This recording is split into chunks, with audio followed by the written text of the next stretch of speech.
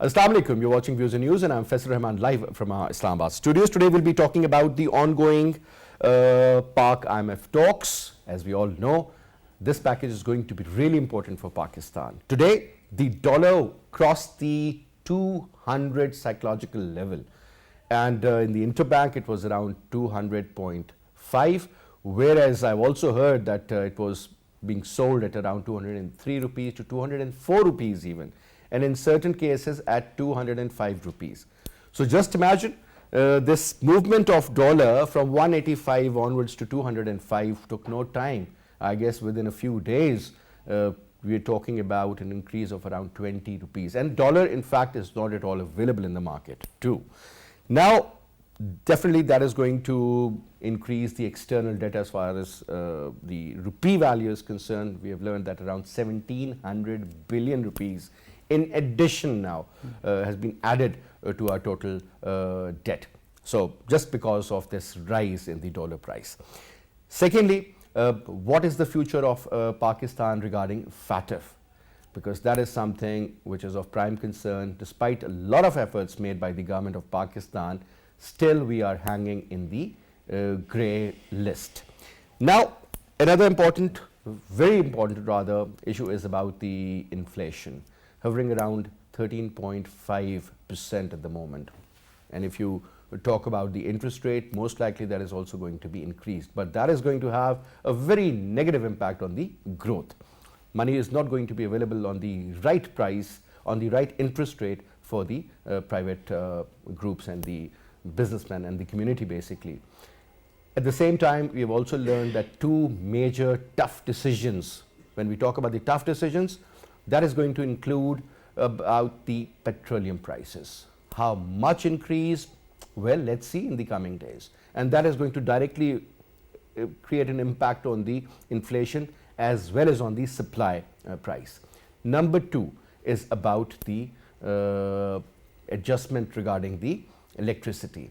When you talk about the electricity bill, trust me, that is going to be a shock and a half in the future if that decision is taken, because again you talk about the cost of production, cost of doing business, and everything is going to get impacted.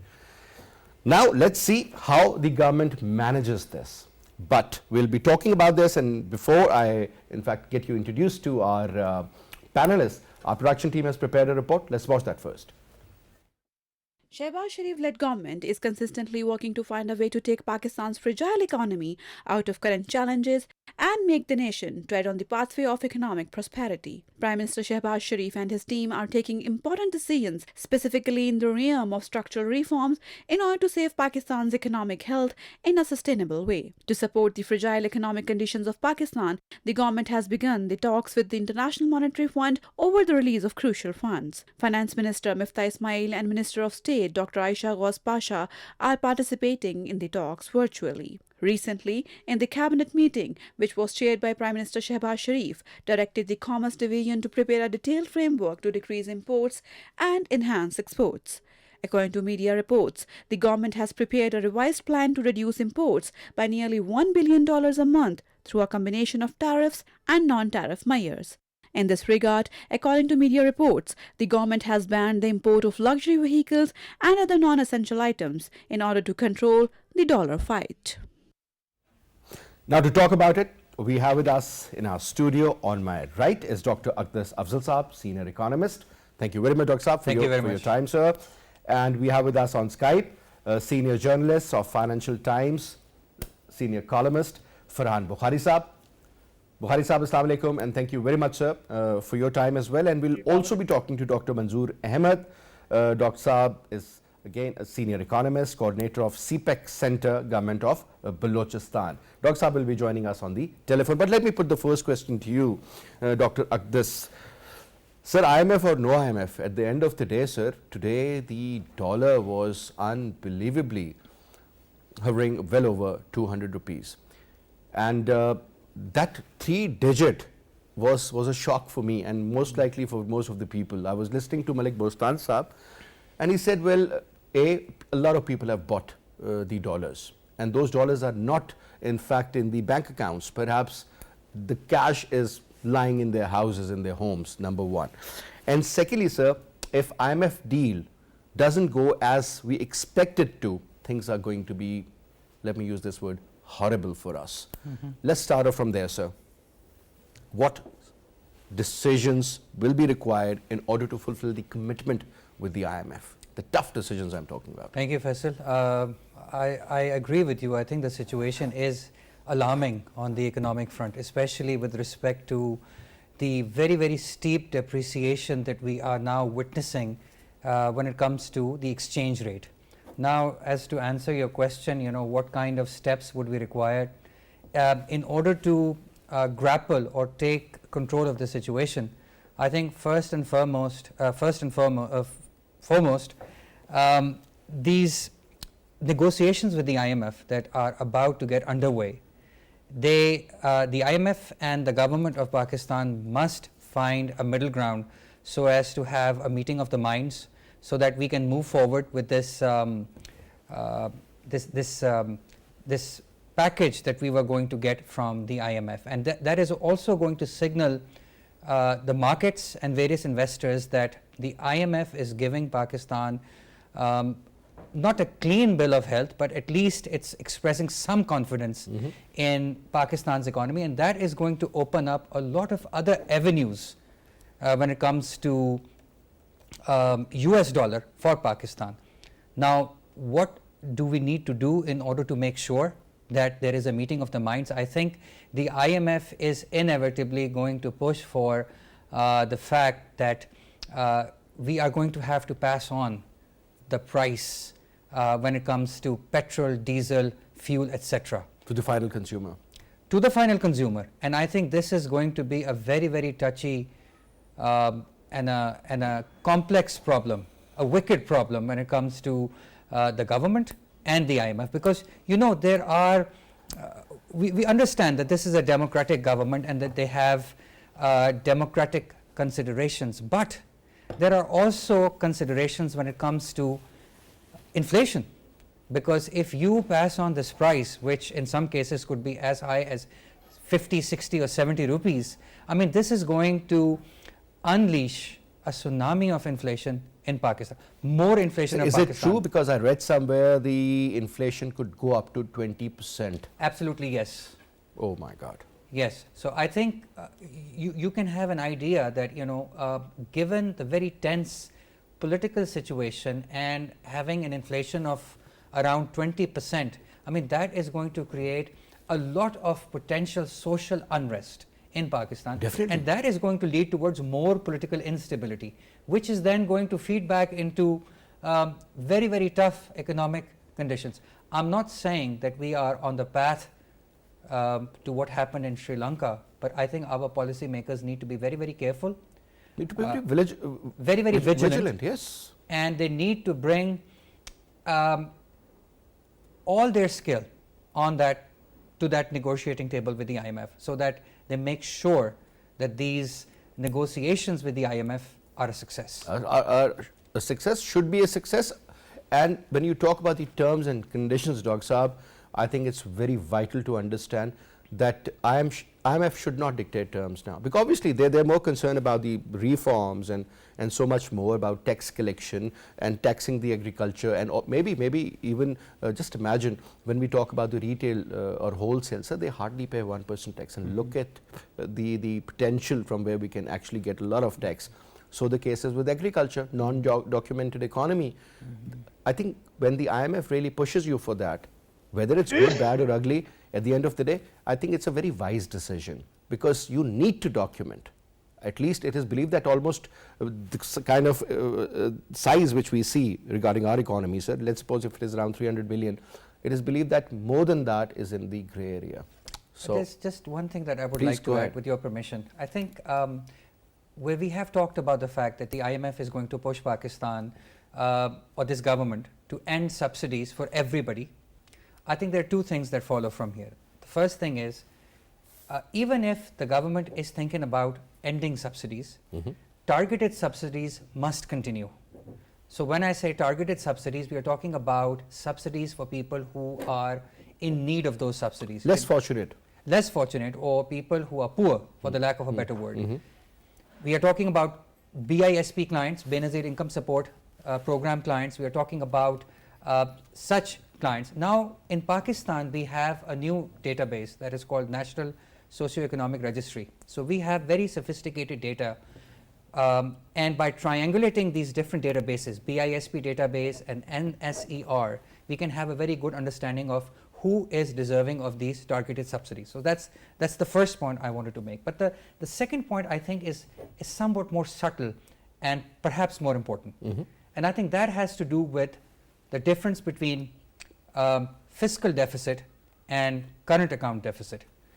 I think when the IMF pushes us to pass on the price to the final consumer, they are trying to make sure that we can get our fiscal house in order, which at the end of the day is important. But right now, Faisal Saab, the most important problem facing Pakistan's economy is getting a grip over the current account deficit.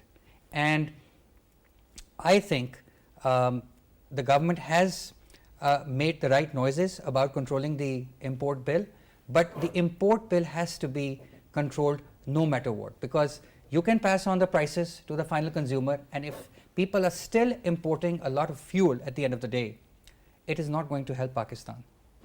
So I think that is the number one issue facing Pakistani policymakers right now, as to how to get a grip on the import bill. I think import bill, that is the key. Obviously, increasing your exports, that's mandatory, I would say, but looking after the import, which is unnecessary for that matter, sir. Right. I mean, I fail to understand why don't we have these refining factories for edible oil, because we end up importing that.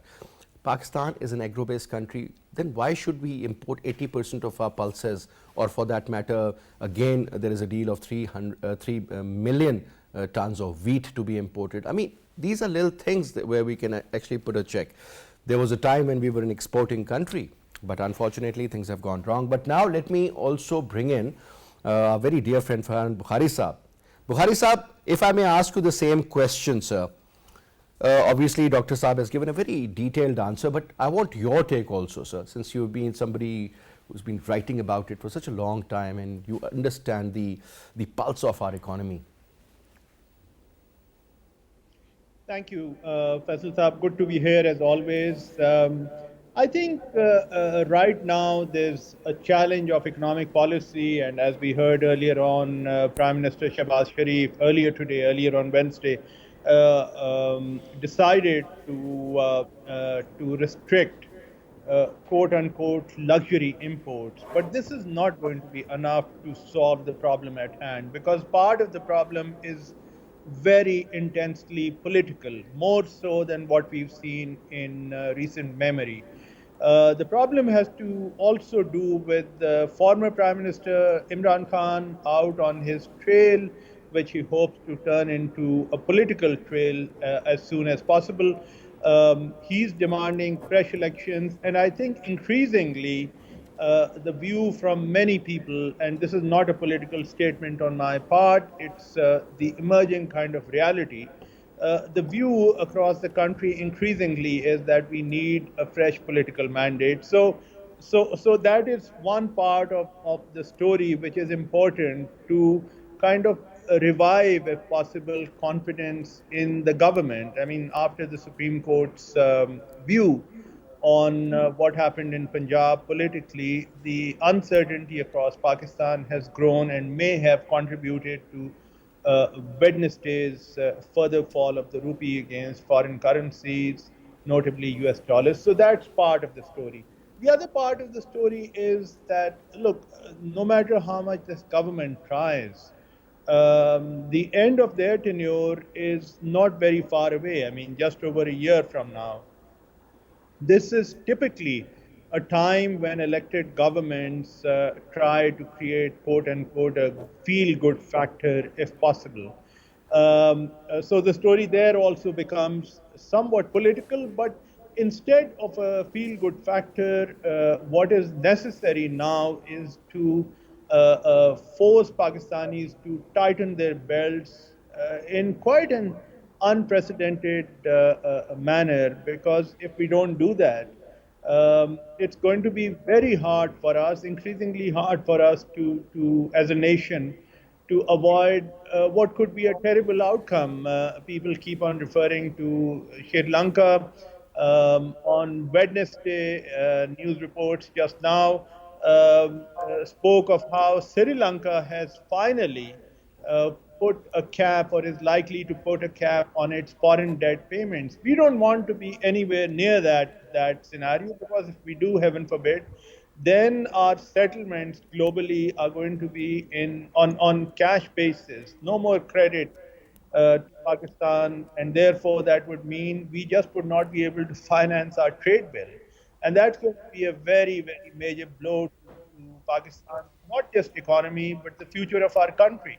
So whatever steps need to be taken have to be taken very urgently. I think this government has already wasted very precious time on the matter of reversing the subsidies. And I, for one, completely agree with anyone who says that we have to protect the most vulnerable sections of our society. But if we do that, if we want to get there, I think what is vital is that we have to take some very tough decisions, and those have to be done almost yesterday. They haven't been done.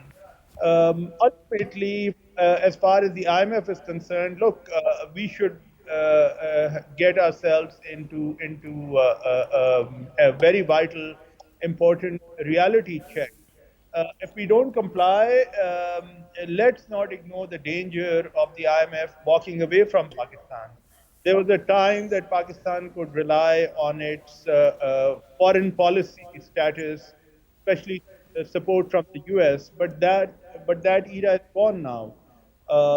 And therefore, whatever has to be done, the solutions have to be found by Pakistan within Pakistan. Maybe it's going to be a good thing in the long haul that finally we come to our senses, rather than looking for one bailout after another, and do what we should have done years ago, which is really Exactly. That is the point. I mean, what's the point of taking money if you're not exactly doing justice to that money? Because at the end of the day, sir, I mean, we keep on getting it. We hear that 22nd time we have approached the IMF, then 23rd time. This is going to be 123rd time, maybe in another 20 years from now.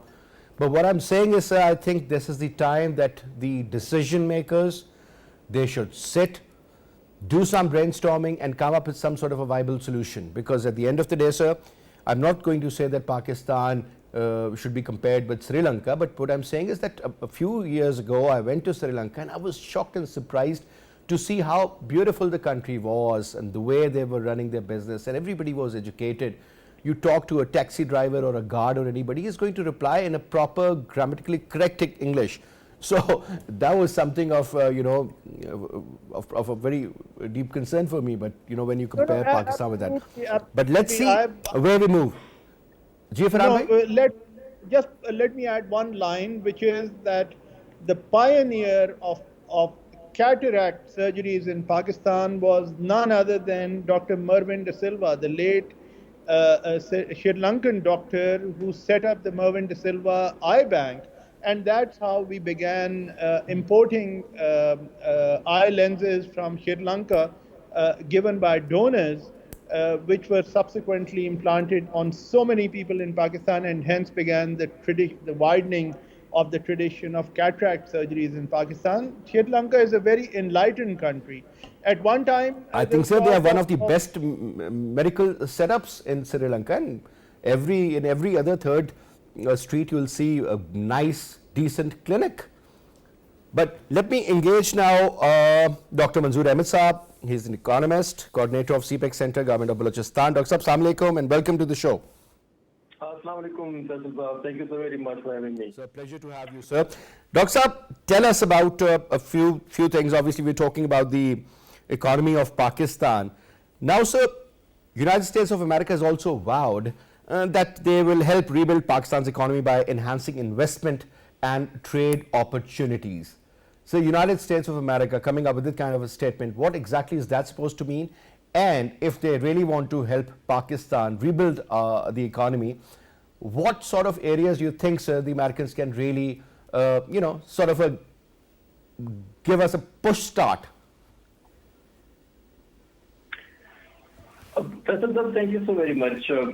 I think it's a very pertinent question to address. But before I sort of jump to your question, would you like me to sort of say a few words on some very basic things?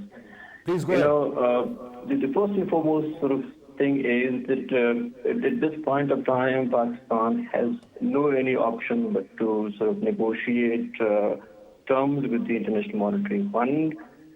And in there we got to be, as Dr. Aqdas rightly mentioned, that got to be very, very much careful. That when we deal with the IMF, on certain terms, what are those terms? I mean, the main thing which IMF time and again pushes Pakistan to do in order to resume, the tranche, is to sort of withdraw certain subsidies on fuel. That is something that Pakistan will do, but we need to see the impacts of sort of such kind of initiatives on our local economy.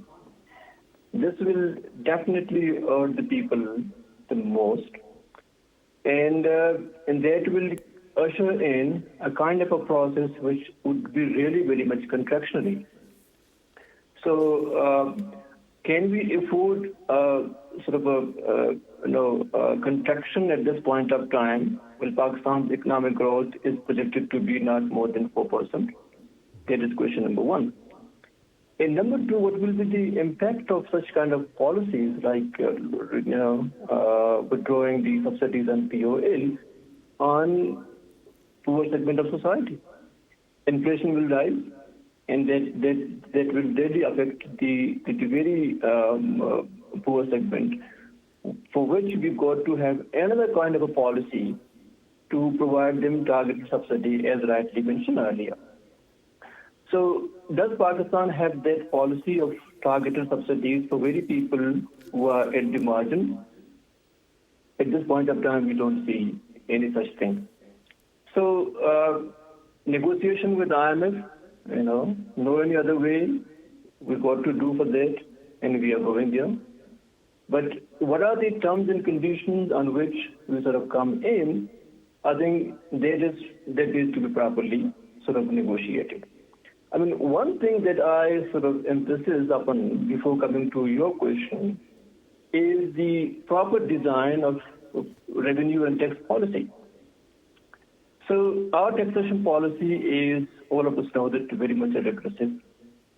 So whatever we do, I mean, IMF basically sort of comes up with this thing of taxation, revenue raising, which ultimately affects the people because our taxation, structure is very much regressive. So Pakistan, for various reasons, got to have a sufficiently progressive, tax policy, so that whatever sort of a new sort of taxation measures which Pakistan or federal government imposes, got to sort of come up with the least impact on the very people who are again at the very margin. So this is something that I sort of emphasize upon. So there are certain deep structural issues. Taxation policy is one of them. And I think the country needs to be very much cognizant of the fact that unless those structural issues are properly addressed, we will end up being where we are now. I mean, the situation is not as sort of severe or serious as it is in Sri Lanka or another country. But God knows, I think if we sort of don't take proper initiatives or some very, strong steps, we will be in the same territory where Sri Lanka is now. But there is something that again relates to our various structural issues that Pakistan has been experiencing for the last 40 years. I mean, this is not something that comes up all of a sudden. It has a very long history of economic policy negligence. Government after government comes out with such kind of political slogan and without doing any sort of a proper policy, measure which could address some of these structural issues. So now I come to your sort of the question that you asked about, Faisal, on use assurance on Pakistan's economic assistance.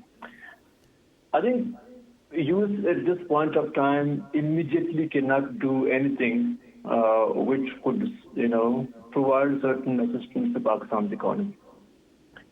What use could do is something that could come up as geopolitical sort of initiative, is to allow International Monetary Fund to give certain leverages to Pakistani side, so that Pakistan's political situation is kept in mind, and the government would go agreeing on certain terms with International Monetary Fund. While in the long run, we know that U.S. has never been such a country coming in Pakistan for long-term investment. And that is something which we should not sort of expect that U.S. would come up with for a direct investment, investing in various sort of sectors in Pakistan. But if U.S. comes, there are sort of many areas where investment could be, spotted. But I don't see, this new sort of U.S. Foreign Secretary statement purely in economic lens. I mean, for me, it is more of a, geopolitical kind of a statement, whereby it gives certain assurances to the incumbent government that, whatever sort of a government this government does, there is some kind of a backing from the U.S. I think that is a very positive thing, because that makes a lot of sense. In the previous government, we lost, I must say it very bluntly, the U.S. support on geopolitical line. So there is something which is coming back, and no matter what sort of impact it has on economic front, but it has definitely will have certain sort of impact on a political front, and that gives certain confidence to the incumbent government or to the international community about Pakistan's economy and political outlook. All right, Dr. Manzoor, but now coming to you, Dr. Aqdas, how important is this issue of FATF for Pakistan? Because when you talk about compliance or whatever they wanted you to do, you have done that. Still, you are stuck in the grey list. At least, if nothing else happens, it still gives a very bad image to Pakistan. That's right. So because when you look at the rating agencies for that matter, they have a very important role.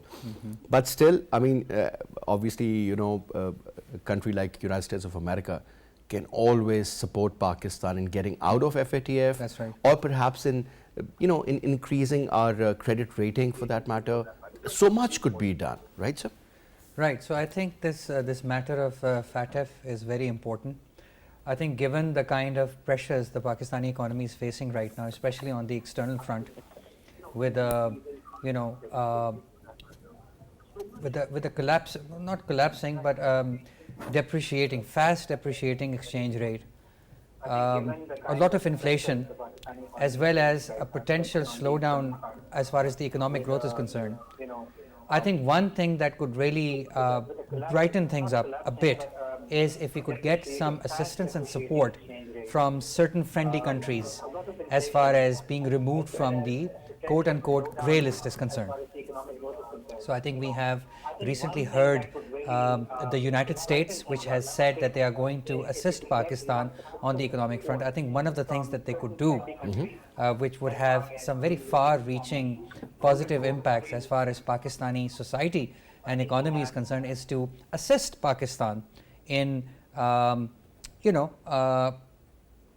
being removed from this FATF grey list, from which we have been unable to move ourselves, despite bending backwards and doing everything that the Pakistani policymakers could do in a very focused fashion.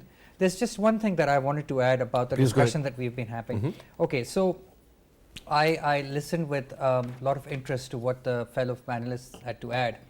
I would respectfully present my own analysis when it comes to the situation. I think the first and foremost thing that needs to be done right now is economic stabilization. And for that, you need to have a government that is going to bring about that economic stabilization. If we talk about dissolving the National Assembly or going towards fresh elections, I think that is only going to create more confusion. But this is most likely what is going to happen. I don't think so. Because I think there are Farhan Sahab earlier mentioned that the issue is definitely related to our economy, but when you talk about the root cause, one of the major one is about the political instability. Right. So I think going into elections right now, when we have a government in place that thinks that it has the right to govern until August next year, I think that is only going to make things more difficult on the political front. I think the first and foremost thing that needs to be done is that the sitting government needs to give a call to all political parties. They need to come together and talk about when the next elections are going to take place and how to stabilize this economy. So the future course of action is slightly clearer. Right now, you know, nobody can guess, nobody can actually say anything much about it, because I think this is a very, very dangerous situation where we are right now. I think if we put politics over the economic interests of the country, I think everybody is going to have to pay very, very dearly. So I think the first thing that needs to be understood is, okay, so we are very far from where Sri Lanka is, but then when you come to this point where things are going south very, very quickly, then things change at an exponential pace. And things, before you know it, they could get out of control. So the first thing is to get a grip over the situation and to make sure that the negotiations with IMF are a success, that we get support from the IMF, that we are able to have a staggered schedule of passing on the international price of fuel to consumers, that we need to have targeted subsidies for the poor people in this country which deserve all the assistance that we can give them, and that the central bank or the State Bank of Pakistan can increase the policy rate, you know, in the neighborhood of almost 300 basis points in the coming days, so that we can so that we can put some brakes on the economy. 3% means that you are talking about some serious increase. And believe me that there are going to be more increases in the months to come, because it has to be parallel to your inflation or slightly. I mean, higher. The IMF would like you to offer positive interest rates at the end of the day. Our interest rates right now are slightly, real interest rate is in the negative territory, so that serves as a disincentive to savers. So that's one thing. But the second reason why the policy needs... The money in the bank, I mean, it's getting devalued with each passing day. Just very quickly, I want to make this point that the second reason why we need to increase the policy rate in the neighborhood of 250 and 300 basis point has to do with how the central banks in the United States, the Federal Reserve, is going to increase the policy rates and it's going to keep increasing the policy rate for the next 2 years. Now, whenever the Fed increases its policy rate, US dollar from all around the world starts heading in the direction of the US, because now they can get a higher rate of return. This is exactly what happened in 2013 and 2014, which was known as the taper tantrum. Now, if we don't want to see further collapse in our exchange rate, I think the state bank policymakers, state bank economists need to look at the situation very carefully. This will serve two purposes. First, increasing the policy rate is going to put brakes on your inflation, hopefully, because inflation is a very, very, very big problem. And when you pass on that is the actual problem. And when you pass on the price of fuel to the final consumers, I mean, we were discussing this at the beginning of the program, that it is going to be in the neighborhood of 18 and 20%. So you need policy rate to put brakes on inflation. You need policy rate increases in the policy rate to put brakes Then on. we should forget about the growth of the Absolutely. economy. I mean, that's one way to compress your imports. And then finally, you need to increase the policy rate in order to preserve your foreign exchange reserve. So this seems to be worse than Corona, honestly speaking. This is Corona part 2, Part as 2. somebody Yeah. said recently.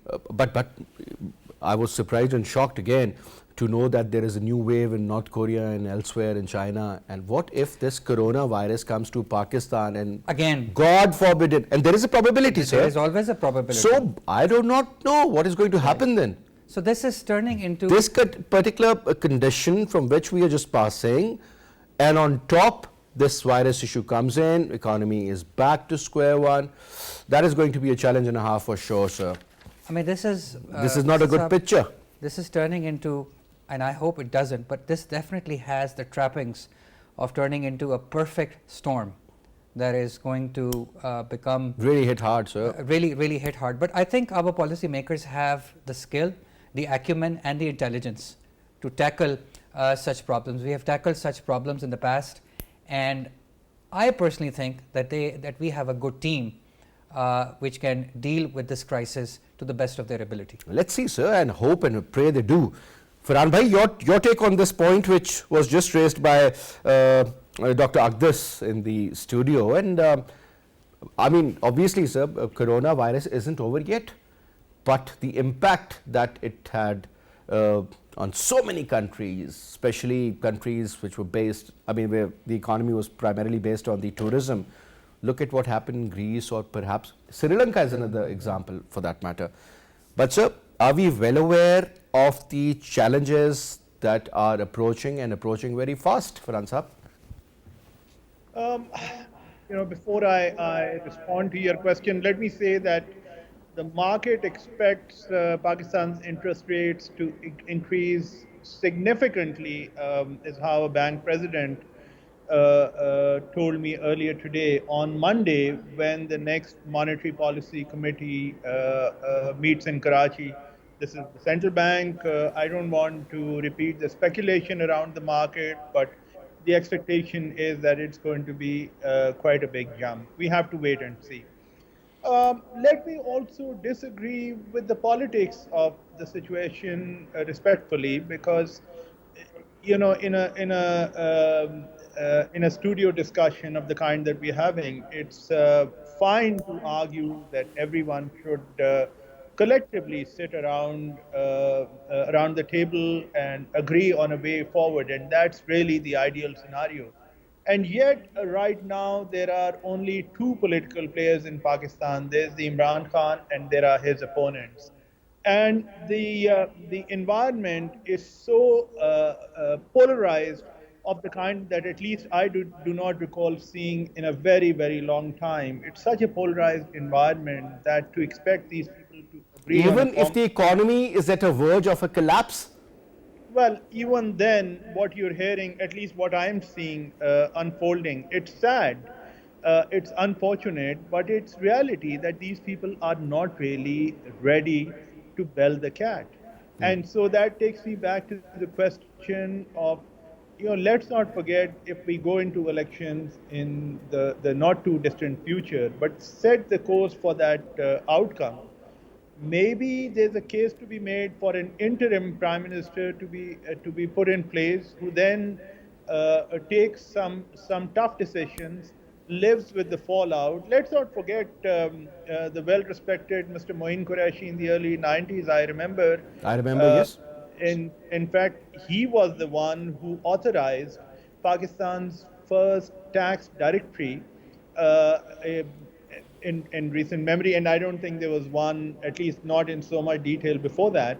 And I remember how much opposition there was to that from different quarters across the board. But he went ahead and did that, and the idea was to name and shame people who were not paying enough taxes. Now, he was in place just for 3 months. This is a much deeper problem, and whatever you put in place will have to be truly an emergency, Herculean effort. Whether they can return Pakistan to stability in 3 months is something that we have to wait and see. But that's really the big scenario that we're looking at. Look at this government and how much time they've squandered, really. And this is not a political statement on my part. I don't take sides. But look at the time wasted, the opportunity squandered, just waiting and considering whether they should reverse the subsidy or not. I mean, today I wrote a column in which one line offended some of my friends, but the line was that maybe this is a booby trap left behind by former Prime Minister Imran Khan to make life tough for his successor. That he introduced that big subsidy. And finally, let me also say that let's not pin our hopes on the U.S. coming to our rescue or someone else coming to our rescue. We've tried those formulas before, and they don't work in the long haul. Maybe there's going to be a temporary, short-term relief, but that's about it. Ultimately, if we want to salvage Pakistan's future and to take us towards a better trajectory, the solution has to be internally within Pakistan. I think we should quit looking at solutions outside and get down to that basic reality. It's our country, it's our problem, and we have to solve these problems. Too many times before we've looked at foreign backed or foreign supported formulas for our rescue, and I'm sorry, they don't work. They haven't worked. Whether it's the United States or our great loyal friend China, or even Saudi Arabia, which has helped us in very difficult times. Indeed. Ultimately, it's Pakistan. It's Pakistan. You know, one of Sir, as they say, you have to put your own house in order first, and then comes whatever. Now, sir, since I'm running out of time, last 2 minutes for you, Dr. Manzoor Ahmed Saab. I just want to add something, sir. Recently, when we heard about the national security policy, I mean, they did add the issue of climate change and global, obviously, warming. And today we were learnt, I mean, there was this Met Office alert also that there's going to be no rain, perhaps in certain areas of Pakistan. And it is going to be really difficult for the people living out there. So many animals have been killed so far because of the heat wave and so forth. But let me get back. So when we talk about the national security policy, obviously food security is included, water security is included, external threat, internal threat. Yes, we do understand. But sir, one important area that is really important, and that is about your concept from moving in the right direction, and that direction is from moving from geopolitics to geoeconomics. Now, sir, looking at the condition, whatever is happening in Afghanistan, let's hope Pakistan and US or a couple of other countries can really manage to sort that out, but things are not that great. With Iran, we can't do trade, despite the fact that we could have had the energy from them, and things would have been a lot better for Pakistan. We couldn't do that because of FATF we have issues, and then, you know, economic crunch. So much is going on, sir. So I think it seems like a dream to me that, you know, we'll be moving from geopolitics to geoeconomics. It perhaps can take 3 decades or maybe more.